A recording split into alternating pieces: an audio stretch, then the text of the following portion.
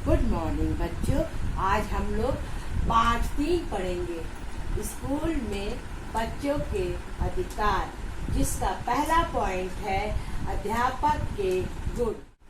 पहला पॉइंट है आकर्षक व्यक्तित्व। अध्यापक के व्यक्तित्व के बालकों के प्रति आकर्षक होना चाहिए। उनके प्रति जो है, बच्चों के प्रति जो होता है उनका हम अध्यापक का आकर्षक होना चाहिए कि बच्चे हमारे साथ कैसा व्यवहार कर रहे हैं, कैसे देख रहे हैं, ये सारा चीज होना चाहिए। और अध्यापक की समानता, आकर्षक वेशभूषा कि अध्यापक कैसा कपड़ा पहना है, कैसा तैयार हुआ है। बहुत ज्यादा तो नहीं तैयार हुआ है कि बच्चे देख के आपस में मुस्कुरा रहे हैं या कमेंट्स कर रहे हैं। अध्यापक को बहुत अच्छा कपड़ा और स्मार्ट होना चाहिए। अच्छा स्वास्थ्य, अध्यापक का अच्छा स्वास्थ्य होना चाहिए। जब स्वास्थ्य अच्छा होगा तो अध्यापक बहुत अच्छी तरह से पढ़ाएगा। नहीं तो पढ़ाने में उसकी रुचि नहीं होगी, चिड़चिड़ाएगा, गुस्सा करेगा और स्वभाव में वो बहुत अच्छा नहीं रहेगा। उसके बाद कभी कभी बच्चों को स्वास्थ्य प्रभाव नहीं छोड़ सकता है, अच्छा स्वभाव उसके ऊपर नहीं छोड़ेगा। बच्चे कहेंगे कि टीचर कैसी है, जो बहुत ज्यादा गुस्सा कर रही है। मिलनसार होना चाहिए, अध्यापक को बच्चों के साथ मिलनसार होना चाहिए। और अध्यापक के व्यक्तित्व समाज के प्रति तथा समाज के संबंधित व्यक्ति जैसे बच्चों या छात्र, प्रधानाचार्य, सहकर्मियों एवं अभिभावक आदि के प्रति मिलकर रहना चाहिए। जब सबको मिला के अध्यापक रहेगा तभी अच्छा शिक्षा दे सकेगा।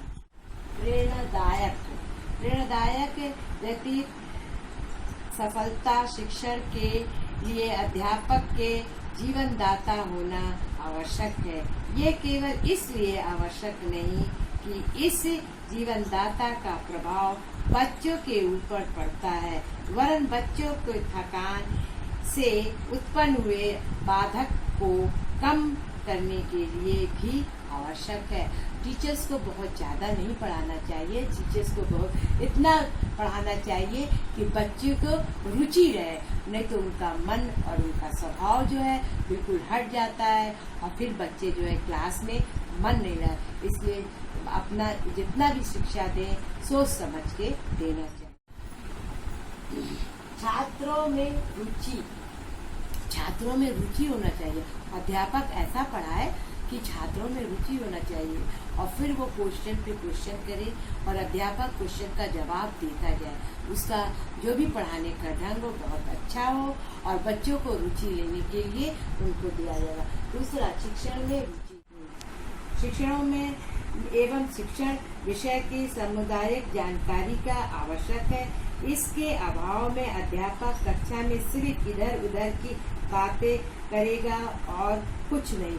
अगर अध्यापक को जो पाठ का जो कार्य है उसी को पढ़ाना चाहिए, उधर उधर की बातों को नहीं पढ़ाना चाहिए, जिससे बच्चे रुचि लें और आगे जो है ज्ञान की वृद्धि प्राप्त कर सके। समय का पाबंद, अध्यापक के समय का पाबंद होना चाहिए। विद्यालय तथा कक्षा में अध्यापक समय पर आना, बच्चों को, छात्रों को भी समय पे आना सिखाना चाहिए।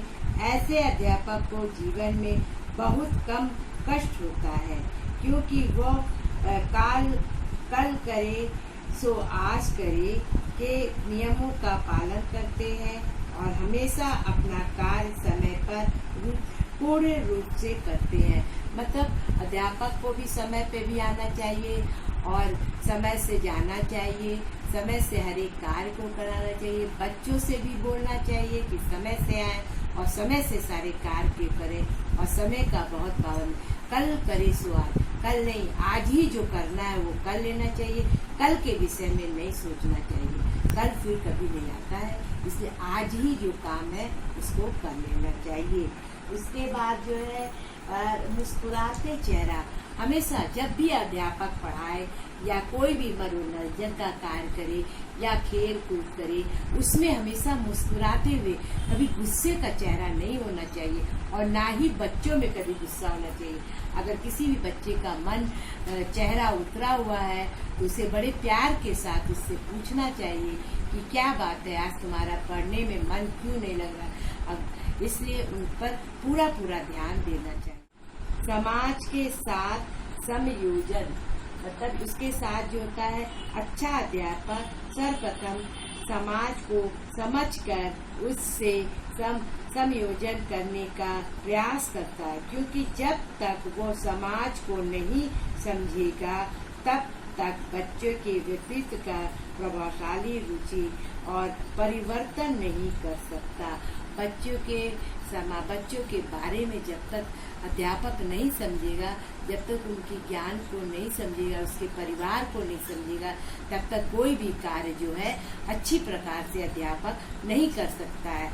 दूसरा जो है मनोविज्ञान का आज्ञाता।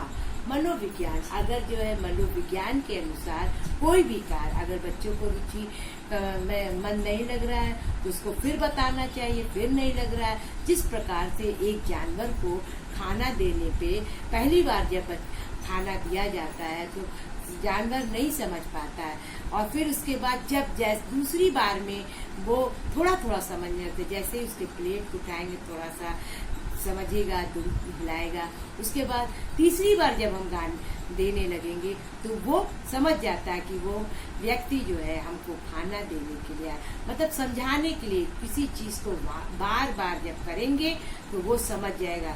और जब चौथी बार जो भी कोई व्यक्ति जाएगा उसको खाना देने के लिए तो वो तुरंत जो है वो अपने स्थान पे खड़ा होके खाने के लिए। उसी प्रकार बच्चों को जितना हो सके अच्छे से अच्छा ज्ञान देना चाहिए। अगर उनको नहीं समझ में आता है तो उन्हें फिर दोबारा पढ़ाना चाहिए।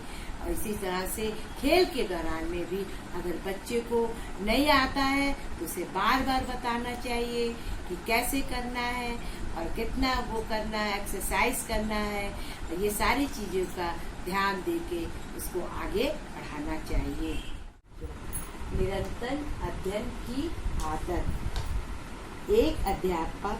एक आदर्श अध्यापक, कुशल अध्यापक तब तक बन सकता है जब तक कि वो निरंतर विद्यार्थी की तरह अध्ययन करता रहे।